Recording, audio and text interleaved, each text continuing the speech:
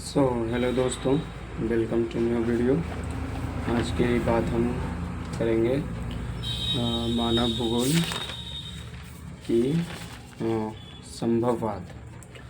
संभववाद start करने से पहले हम थोड़ा नियतिवाद के एनसीईआरटी की लाइन बाय लाइन एक बार इसको कवर करेंगे। पिछले वीडियो में ह्यूमन ज्योग्राफी मानव भूगोल में आपको नियतिवाद तक इंट्रोडक्शन के साथ हमने कंप्लीट करवाया था और संभववाद स्टार्ट करना है। इससे पहले नियतिवाद का एक एनसीईआरटी लाइन बाय लाइन एक बार देख लेते हैं।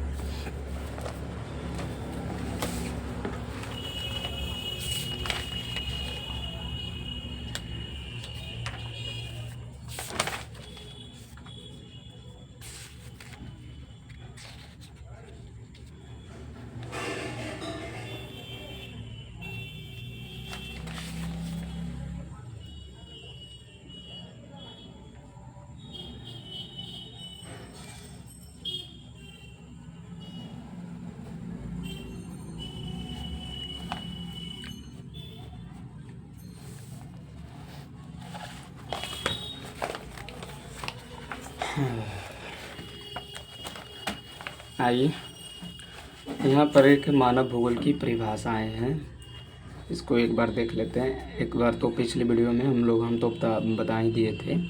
रेडजल महोदय ने क्या बताया था मानव भूगोल के बारे में, कौन सी परिभाषा दी थी।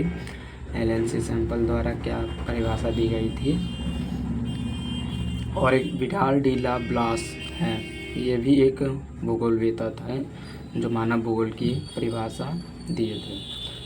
तो रेडजल महोदय ने क्या बताया था, मानव भूगोल मानव समाज और धरातल के बीच संबंधों का संश्लेषित अध्ययन है। मानव समाज और धरातल जो पृथ्वी के बीच जो क्रिया है मानव के और भूमि के साथ, उसी का अध्ययन है रेडजल द्वारा। एलएनसी सैंपल द्वारा क्या बताया गया, मानव भूगोल अस्थिर पृथ्वी और क्रियाशील मानव के बीच परिवर्तन संबंधों का अध्ययन है। जो क्रियाशील मानव है, ह्यूमन मानव जो भी होते हैं, जो मानव होते हैं वो हमेशा क्रिया वगैरह करते रहते हैं। वो एक गतिशील और क्रियाशील ह्यूमन है, स्पीसीज है। और पृथ्वी के भी करते तो पृथ्वी के ऊपर ही, भूमि पर। इसलिए वो दोनों के संबंध का जो क्रिया है और उसे जो परिवर्तन, उस क्रिया के द्वारा जो परिवर्तन होता है, उसी के अध्ययन को मानव भूगोल कहते हैं एलएनसी सैंपल द्वारा। पॉल विडाल डी ला ब्लास क्या कहते हैं, हमारी पृथ्वी को नियंत्रित करने वाले भौतिक नियमों तथा इस पर रहने वाले जीवों के मध्य संबंधों के अधिक संश्लेषित ज्ञान से उत्पन्न संकल्पना। हमारी पृथ्वी को जो नियंत्रित करने वाली जो भौगोलिक फैक्टर होती है और जो जीव होती है, उसके जो बीच का जो संबंध होता है, उसी को मानव भूगोल कहते हैं। अब इसको तोड़ के समझाते हैं हम आपको। भौतिक नियमों, जैसे भौतिक नियमों हो गया, भौतिक नियमों में क्या होगा, जैसे बरसात, ठीक है, अधिक गर्मी, मरुस्थलीय जगह में अधिक गर्मी, ठंडी इलाकों में ठंडा, ये एक भौतिक फैक्टर है जहाँ जीवों के मध्य संबंधों का संश्लेषित अध्ययन है। जहाँ पर रेगिस्तान में देखिएगा तो कुछ टेंट टाइप के वो लोग गुजर बसर करते हैं। ठंडे इलाकों में वो लोग इग्लू बना के रहते हैं। तो उसी के जो क्रिया होती है और उसी के द्वारा की गई क्रिया मानव भूगोल कहलाती है, पॉल डी ला ब्लास के द्वारा। अब मानव भूगोल की प्रकृति। मानव भूगोल भौतिक पर्यावरण तथा मानव जनित सामाजिक सांस्कृतिक पर्यावरण के अंतर संबंधों का अध्ययन उनकी परस्पर अन्योन्य क्रिया द्वारा करता है। आप अपनी कक्षा 11वीं की पुस्तक भौतिक भूगोल के मूल सिद्धांत भौतिक परिवर्तन तत्वों के अध्ययन पर कर चुके हैं। तो यहाँ पे क्या बता रहा है, जो मानव भूगोल का भौतिक पर्यावरण है, ठीक है, मानव जनित सामाजिक सांस्कृतिक पर्यावरण के अंतर संबंधों का अध्ययन उनके परस्पर अन्योन्य क्रिया द्वारा किया जाता है। जैसे मानव जनित जो सामाजिक क्रिया होती है, सांस्कृतिक क्रिया होती है, जो पूर्वजों से चलती आती है, और जो मानव भूगोल का जो भौतिक पर्यावरण है उसके बीच के अंतर संबंध जो है और उनके द्वारा जो क्रिया होती है, जो मानव सामाजिक और मानव भौतिक भूगोल द्वारा और मानव जनित सामाजिक सांस्कृतिक पर्यावरण के अंतर संबंधों का अध्ययन है। ठीक है। आप जानते हैं कि तत्व, भू आकृतियाँ, मृदाएं, जलवायु, जल, प्राकृतिक वनस्पति, विविध प्राणी जात तथा वनस्पति जात है। हाँ, क्या कह रहे हैं? भौतिक पर्यावरण के तत्वों का अध्ययन कर चुके हैं आप। भू आकृति के बारे में पढ़ चुके हैं, मृदाएं के बारे में पढ़ चुके हैं, जलवायु के बारे में पढ़ चुके हैं, जल के बारे में पढ़ चुके हैं, प्राकृतिक वनस्पतियों के बारे में पढ़ चुके हैं। एक बार इससे हम थोड़ा जूम कर लेते हैं, आप लोग को दिख रहा होगा कि नहीं दिख रहा होगा।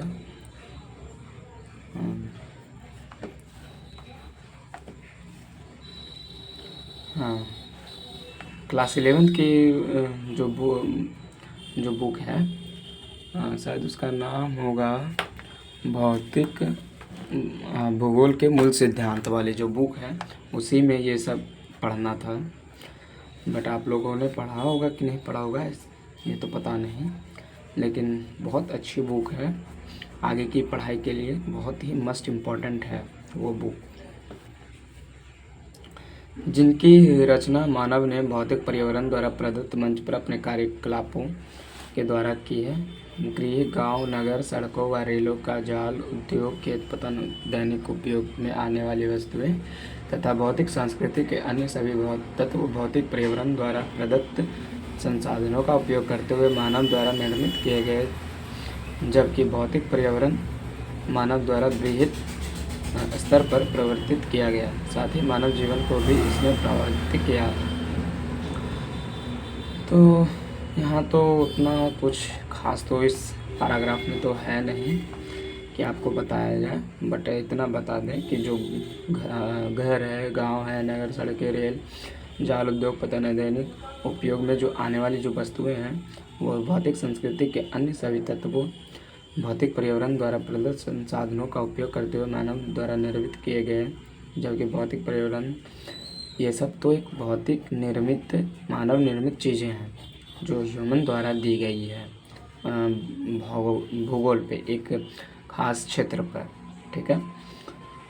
भौतिक पर्यावरण मानव द्वारा बृहद स्तर पर परिवर्तित किया गया। जो भौतिक का पर्यावरण है, जैसे पहाड़ को काट कर रेल लाइन बिछा दिया, ठीक है, पहाड़ के अंदर ऊपर घर बना लिया, ठीक है, नदियों के ऊपर ब्रिज बना लिया, ये सब मानव जीवन को प्रभावित करता है बृहद स्तर पर, एक बहुत ही बड़े स्तर पर। ठीक है। अब आइए आपका नवनिश्चयवाद की शुरू करते हैं।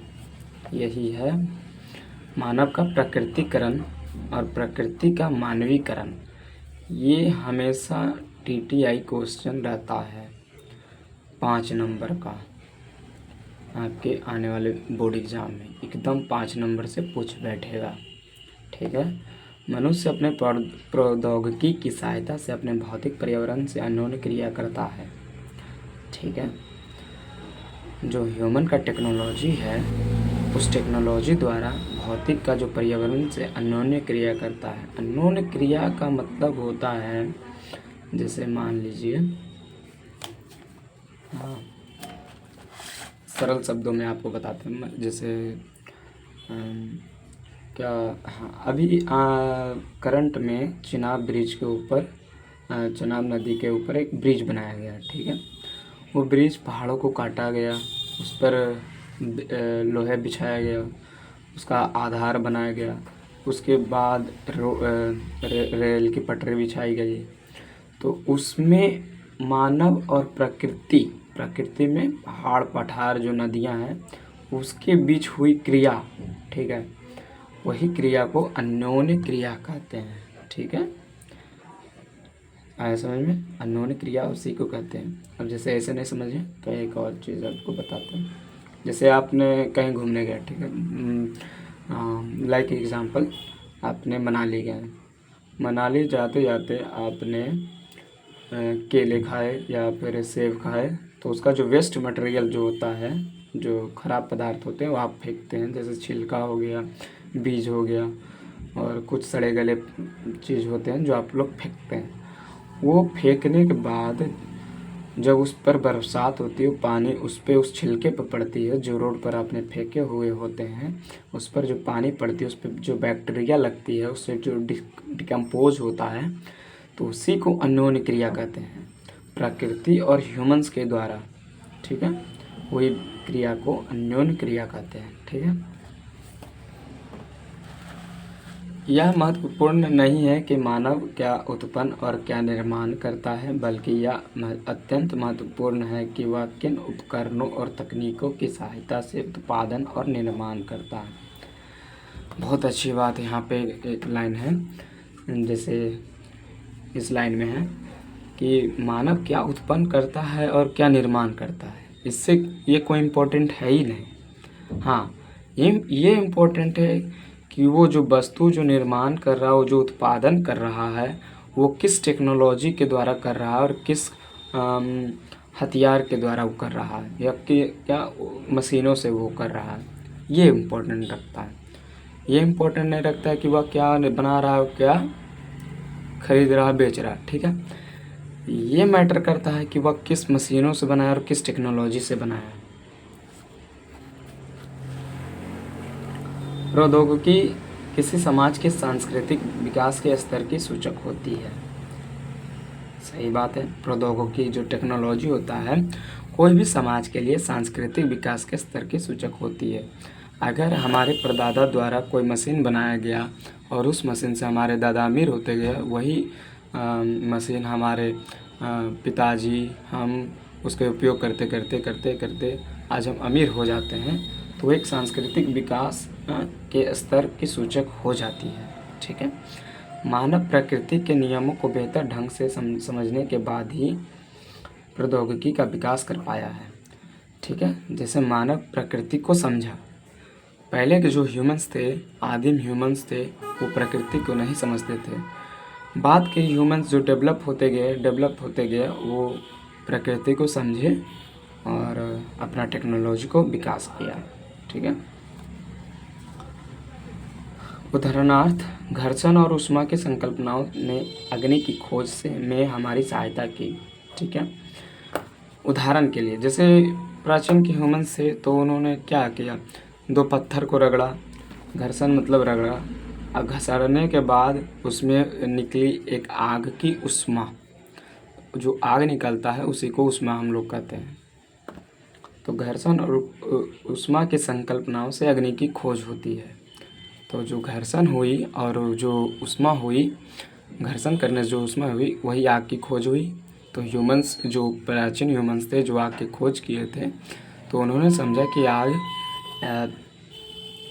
हमारी हेल्पफुल चीज़ें हैं, जो खाना बनाने के लिए और शिकारियों से दूर रहने के लिए हम इसका उपयोग कर सकते हैं, आग का।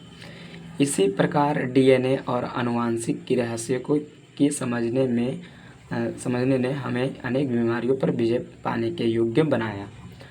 इसी प्रकार डीएनए और आनुवंशिकी की रहस्य, डीएनए और जेनेटिक्स का जो रहस्य होता है वो हमें, जैसे आज के डेट में बोला जाता है, जैसे हिंदू रिलीजन्स में ये मान्यता है कि एक ही परिवार में शादी नहीं करने का, क्योंकि जेनेटिक्स में खतरा हो जाती है, इन फ्यूचर में बीमारियां होने के लक्षण हो जाते हैं।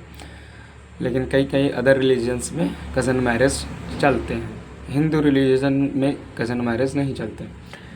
तो इसी को देखते हुए जेनेटिक्स और डीएनए की अध्ययन से यह पता लगाया कि हम किसी न किसी बीमारियों से हम बच सकते हैं।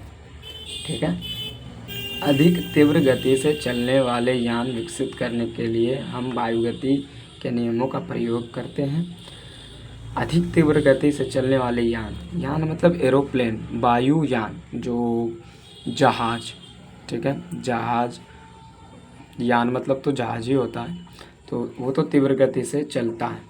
तो उसको विकसित करने के लिए हम वायुगति के नियमों का प्रयोग किए कि कितने हवा की गति में हम कितने गति से हम अपने जहाज़ को उड़ा सकते हैं।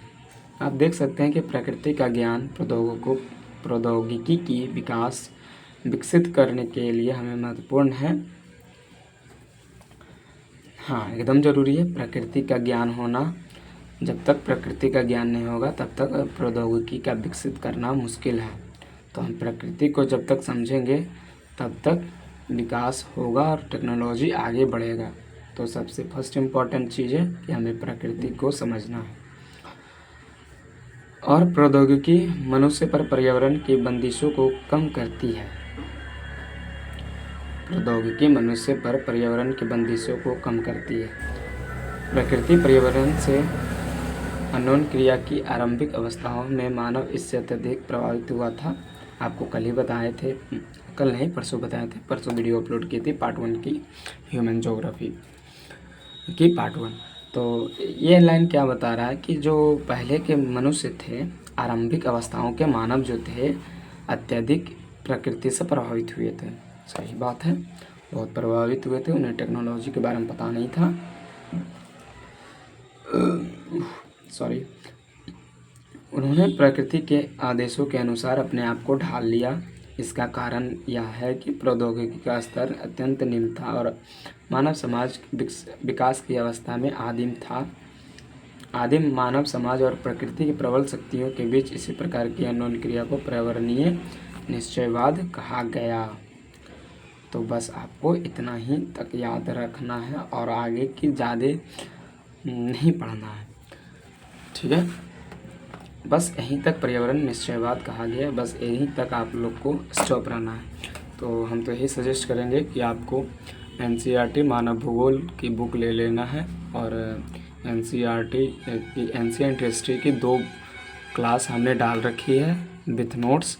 अगर आप लोग उसका भी एक NCERT लाइन बाय लाइन समझना चाहते हैं तो कमेंट करके हमें बताइएगा, हम भी उसका लाइन बाय लाइन आपको बताकर उसको अपलोड कर देंगे ताकि आपको आने वाले एग्ज़ाम में सहायता हो। आइए इसके आगे हम देखते हैं। प्रौद्योगिकी विकास की उस अवस्था में हम प्रकृति मानव की कल्पना कर सकते हैं जो प्रकृति को सुनता था।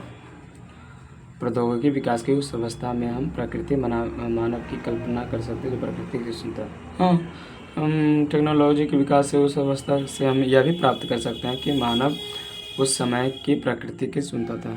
ऑब्वियसली जब अभी टेक्नोलॉजी आएगा तो अभी हम उससे सुख प्राप्त करेंगे ना। पहले तो आई ही नहीं थी टेक्नोलॉजी, तो हम लोग क्या उस पर संचय कर सकते हैं ना कि वे लोग प्रकृति के ही सुनते थे। जैसे आज हमारे पास कूलर है, AC है, तो हम लोग समझते हैं कि गर्मी से बच रहे हैं। अब पहले के दौर में ज़माने में AC कूलर नहीं था, तो हम इससे क्या समझ सकते हैं कि वे गर्मी को झेलते थे पहले के ह्यूमंस या फिर हमारे पूर्वज, ठीक है। बॉक्स की कथा, मानव का प्रकृतिकरण। बॉक्स की कथा क्या है हम देख लेते हैं।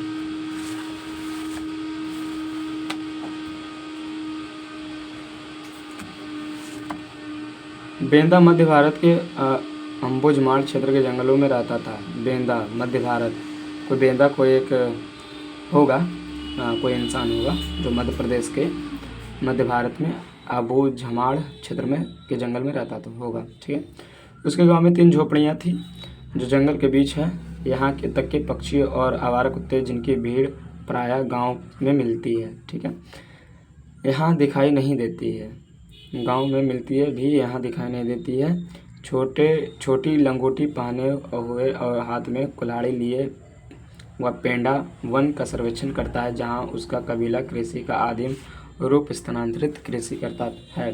बेंदा उसके मित्र वन के छोटे टुकड़े की जुताई के लिए जलाकर साफ सफाई करते। राख का उपयोग मृदा को उर्वर बनाने के लिए किया जाता है। अपने चारों ओर खिले हुए महुआ वृक्षों को देखकर बेंदा प्रसन्न होता है।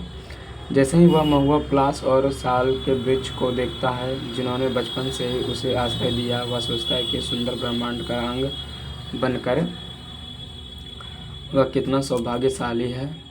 बेसरपी गति से पेड़ को पार करके बेंदा नदी तक पहुंचता है। जैसे ही वह चुल्लू भर जल लेने के लिए झुकता है, उसे वन की आत्मा लोगों की प्यास बुझाने की स्वीकृति देने के लिए धन्यवाद करना याद आता है।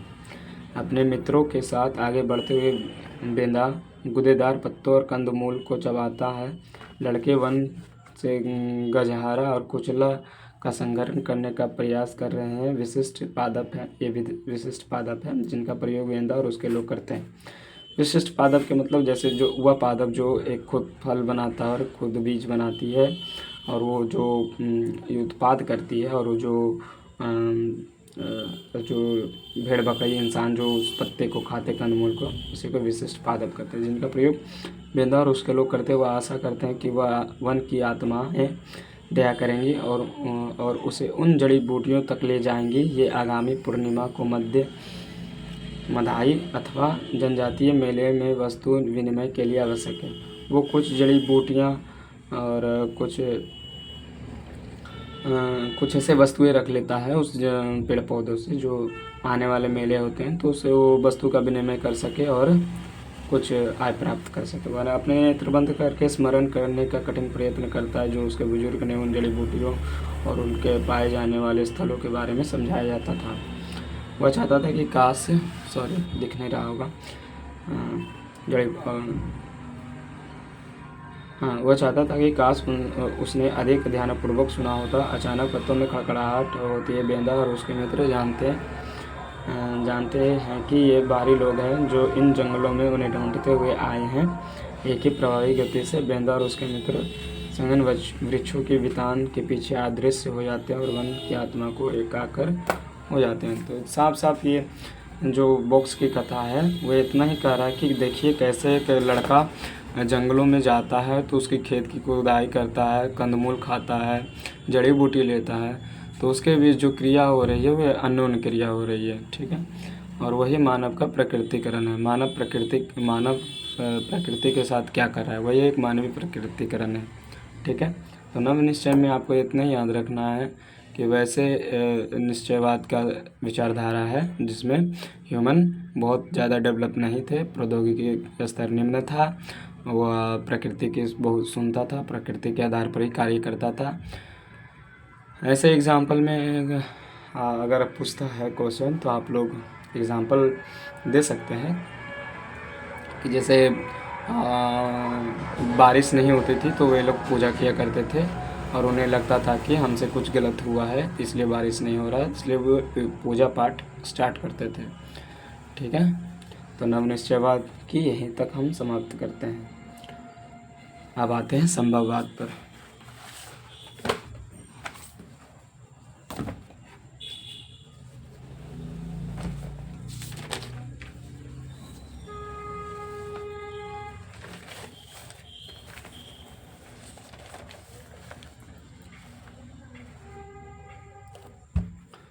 इसको थोड़ा सा चलिए, अब तो दिख रहा होगा संभववाद। इस विचारधारा के संबंध एकदम टीटीआई है ये दोनों, संभववाद, निश्चयवाद, नव निश्चयवाद, ये तीनों आपको याद रखना है। इस विचारधारा के समर्थक विडाल डी ब्लास हैं।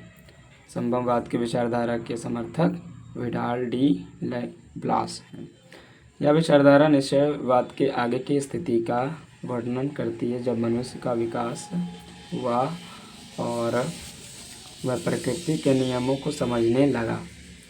प्रकृति के नियमों को समझने के बाद मनुष्य ने अपनी प्रकृति को प्रभावित करना शुरू किया और अपने अनुसार प्रकृति को ढालना शुरू किया। मनुष्य पृथ्वी को स्वतंत्र होकर रहने लगा, पृथ्वी पर उपस्थित संसाधनों का प्रयोग करना सीख गया।